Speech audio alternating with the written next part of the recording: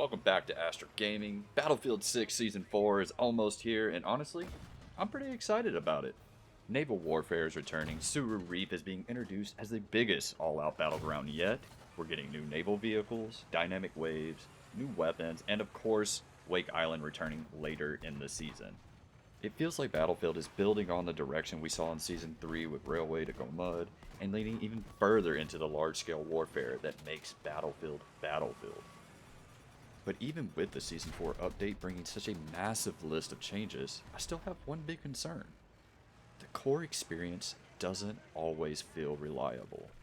Hit registration, desync, and major bugs affected Season 3, and if those problems continue, new maps, weapons, and vehicles can only do so much. Starting with what I like, Tsuru Reef immediately reminds me of Paracel Storm from Battlefield 4, and honestly, that's a big reason why I'm interested in it.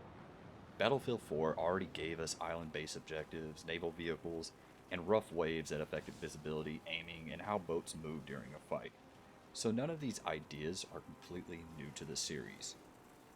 What makes Season 4 interesting is seeing how Battlefield 6 handles the same formula with its updated movement, visuals, audio, and water mechanics.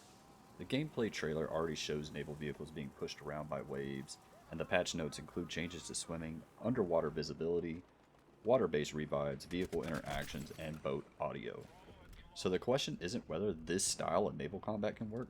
Battlefield 4 already proved that it can. The question is whether Battlefield 6 can bring that same experience back while making it feel smoother, more immersive, and more modern.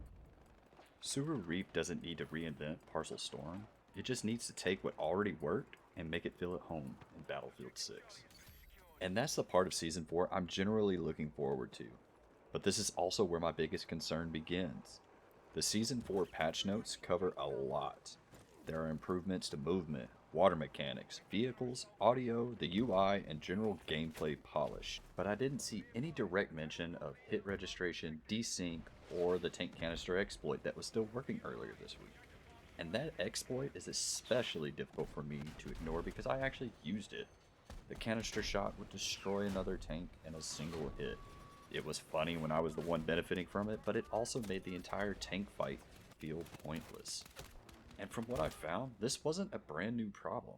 Players had already reported it months earlier, and it was still in the game heading into Season 4.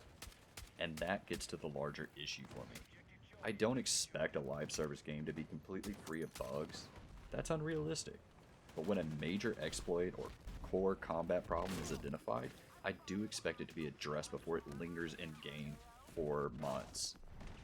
And while DICE has made changes aimed at improving combat consistency, players are still reporting problems with hit registration, desync, and deaths that don't match what they see happen on their screens. Because no matter how much new content Season 4 adds, it can only go so far if the core combat still doesn't feel dependable. Even with those concerns, I'm still looking forward to Season 4. Tsuru Reef, naval warfare, and the return of that Paracel Storm styled experience are enough to get me there on day one. But when I jump in, I won't only be looking at the new map, weapons, and vehicles. I'll also be paying attention to whether gunfights feel consistent, whether major exploits are addressed quickly, and whether Battlefield feels more dependable than it did at the end of Season 3. Because new content can make the game feel fresh, but it can't carry the entire experience by itself. After I've spent some time with the update, I'll come back with my first impressions. Then once I've had a longer stretch with Season 4, I want to see whether it actually addressed the concerns that I talked about here. Let me know what you're most excited about and what you'll be watching for when Season 4 launches. Thanks for watching, and I'll see you in the next one.